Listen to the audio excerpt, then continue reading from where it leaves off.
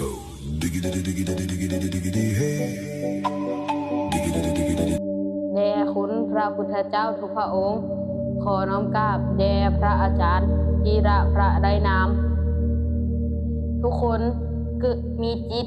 แต่บ่ฮู้แจ้งในจิตของตนเองจิตนี่คือธาตุชีวิตที่ใสบริสุทธิ์ไร้รูปร่างมันบ่แม่นเสียงของความคิดนึก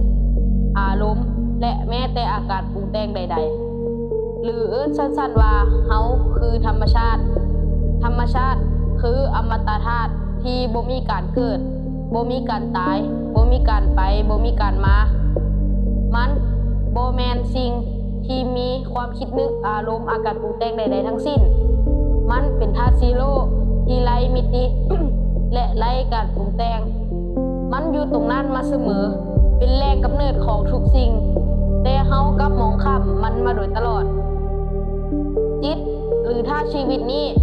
บ่ต้องการสิ่งใดเลยนอกจากองค์ปัญญาและความรู้เพื่อเรียนรู้ทำและเพื่อเข้าใจตัวเองอย่างท่องแท้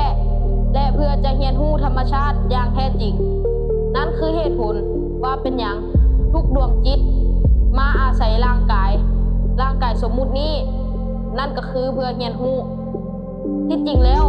เฮานี่บ่แม่นสิ่งใดเลยเฮาเป็นแค่จิตดวงใสๆเท่านั้นแต่เฮากลับไปหลงว่านี่คือของเฮานี่คือเสียงของเฮานี่คือตัวของเฮานี่คือรถของเฮานี่คือโทรศัพท์ของเฮานี่คือผมของเฮาคันถ้ามันไม่ของเฮาแท้แล้วคันมันมีตัวตนแท้ลองลุกผมมาเส้นนึงเบิ่งแล้วลองถามมันเบิ่งว่าเจ้าซื้อหยังเจ้าอายุจักปีแล้วมันก็บ่ตอบแม่นบ่นั่นแหละแปลว่ามันบ่แม่นของเฮาเลยเฮานี่มาใช้ร่างกายนี้เพื่อเรียนรู้ซื่อๆและฮอดเวลาที่เฮาจะต้องได้คืนมันกลับไปหลังจากที่เฮาได้เรียนรู้ธรรมะนี้แล้วเฮาจึงสามารถรู้แจ้งในจิตของตนเองว่าเฮาเป็นเพียงแค่จิตดวงใสๆดวงหนึ่งและนั่นคือเหตุผลว่าเป็นหยังจึงกำเนิดวิชารู้แจ้งจิตเพื่อให้เฮาคลายมายาและเพื่อให้เรียนรู้องค์ปัญญาที่แท้จริงวิชารู้แจ้งจิตนี้บ่มีไผเคยสอนเลยบ่มีโรงเรียนใด